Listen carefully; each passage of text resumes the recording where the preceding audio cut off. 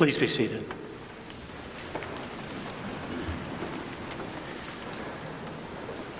For our last week of liturgical life in the church, we focused on death, particularly on the death of the saints, those that we lost in the last year or years past. And for me, one of the highlights of the week was Wednesday when we had a beautiful service of All Souls. The gorgeous chanting of the choir, the solemn intoning of the names of those who had died, the Reverend Mary Farrell's reminder of hope and the resurrection, a topic I want to return to shortly. All of this brought the season of remembrance to a moving conclusion. So it's appropriate that today, on All Saints' Day, we move from death to resurrection. Resurrection is at the center of our faith. Every week we claim we look for the resurrection of the dead and the life of the world to come. And we confess the resurrection of Jesus from the grave.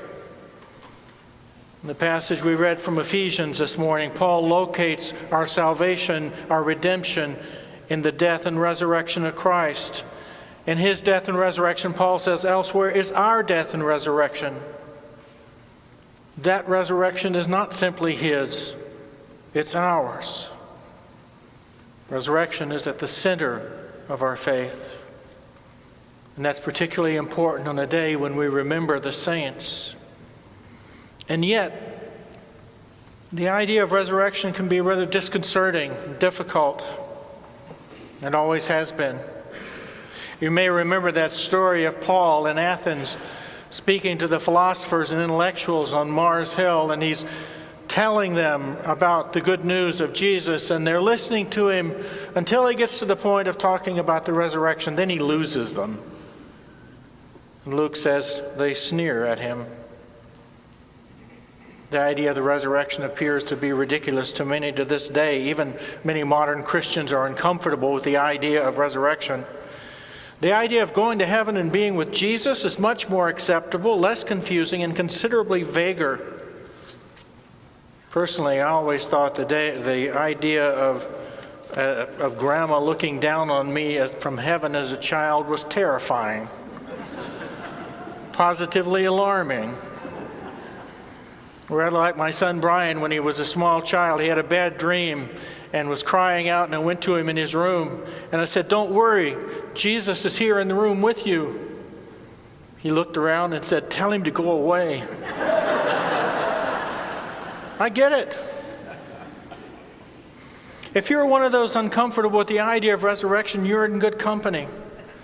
Not only those Greek philosophers struggled with the idea and laughed at Paul when he brought it up, but there were the ancient Israelites, the Sadducees, the aristocracy of the Jewish world, the high priests, the old line conservatives who thought the idea of resurrection was newfangled and innovation brought about by the Pharisees. And when Paul again is in trouble in the book of Acts before the Jewish court, the Sanhedrin, he looks out there and he says, okay, some of these folks are Sadducees, some of them are Pharisees. So he stands up and says, I am on trial for the resurrection of the dead. And the Pharisees say, well, this guy's okay. And the Sadducees say, no, he's not. And so they start arguing among each other so that the centurion has to come down and rescue him. Now that's a strategy that's been used by every graduate student defending their dissertation ever since. You get your committee arguing with each other, and then you know the time's up. For those of you who are graduate students, that's a tip as you go forward. But then the Sadducees, they try to trick Jesus. They come to him with this story, this ludicrous story of this man and woman that marry, and he has 6 additional brothers, and he dies without children.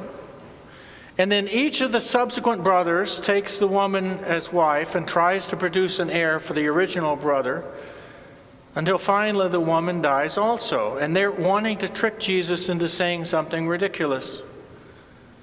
They think it's an unanswerable riddle that they have given him, rather like, where did Cain get his wife? Or can God make a rock so big he can't lift it? That kind of thing. I remember as a kid hearing this story and, about one after the other of these men taking her as wife, and finally the woman dies also, and the woman behind me in the pew said, "Oh, the poor thing." But Jesus tells them in this story that their problem is that they imagine somehow that the age to come, spoken about a couple of places in our text this morning, is going to be a continuation of this age, that all the institutions and realities of the past are going to simply flow into the present. They can't imagine something new, something different. They have a lack of imagination. And I suspect that's a lot of our problem as well. We can't imagine what God can do, how God can renew, how God can restore, how God can make all things new.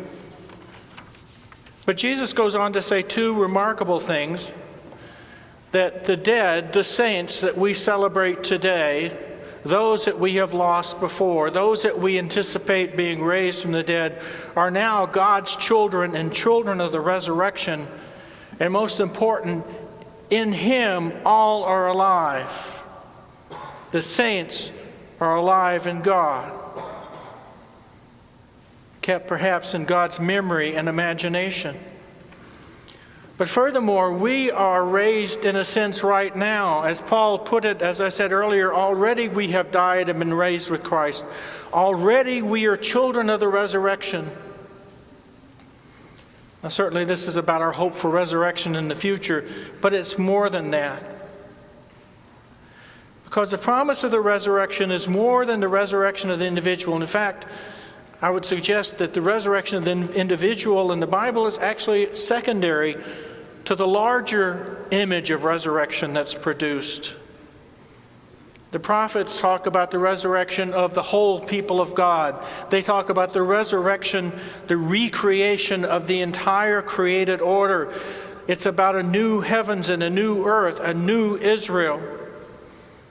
In Isaiah 65, you hear the promises of the glorious restoration of people and temple, but also of the entire creation, the peaceable kingdom, when the lion and the lamb share fodder, and when weapons of war are battered into implements for the farm.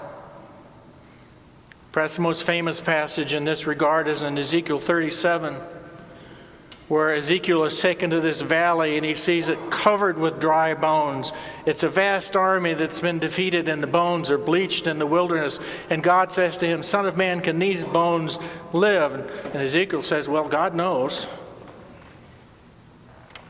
And then the flesh comes on them and the breath of God goes into them and they stand up a mighty army. And this is consistent with the prophetic hope rooted in God's preaching and Jesus' preaching of the kingdom. But I want to make it clear that the Bible never sees this, as is often claimed, as pie in the sky by and by. Certainly not. Remember, Paul said that we have already been raised with Jesus. The resurrection life is already within us. And yet, I hear a lot of discouragement about the church these days, about decline, about institutional collapse. Sometimes we sound rather like the defeated Jews in Ezekiel's vision. Our bones are dried up, our hope is gone, and we are cut off. Or in modern parlance, nobody loves us, everybody hates us. God says no. That's not true. Those bones can live. The breath of God can come again and bring new life. Your hope, our hope will never be lost, because we are children of the resurrection. We are alive in God. I want to leave you with two images. The first one from a week ago, Wednesday, when Dean Paul made a presentation on the Jewish notion of tikkun olam, just translated variously as the healing or repair of the world. It's a part of the Jewish mystical tradition. And in that tradition, at the creation, God takes shards of His very light and He scatters that within the creation. And it's a task of God's people to recollect those shards of light together again, to restore, reclaim, repair, and renew the world by living in the way that we are challenged to in the gospel passage this morning. Now, to say it's more complicated than that is to make an understatement. But the point is that God has entrusted his people with the divine light, and pursuing and gathering that light is our most important task. We are entrusted by God with the task of repairing the world by gathering God's light. A day or so after Dean Paul's address, I heard Bishop Loya refer to the church as a garden, an image used more than once or twice in Jesus' parables. The work of God, Bishop Loya said, is planting and tending the seeds of hope, tending the seeds of discipleship. And as Jesus pointed out in one of his parables of the seed growing secretly, good farmers can only plant and tend the seeds. They can't make them. They can't force them to grow. We can only plant the seeds of the gospel and tend the plants of discipleship that grow, trusting in the power and love of God. But the light is still there. The gospel seeds are still available, and God's Spirit is still powerful. In a world of gathering darkness, of hatred and fear and rage, we gather shards of light and love because we are children of the resurrection. In a world rocky with despair, weedy and infertile with hopelessness, we plant seeds of hope and trust in God who gives light because we are children of the resurrection. However desiccated our communities, however bleached our bones, however despairing and fearful, we live with faith and hope and love. Because we are children of the resurrection. We are alive in God. Thanks be to God. Amen.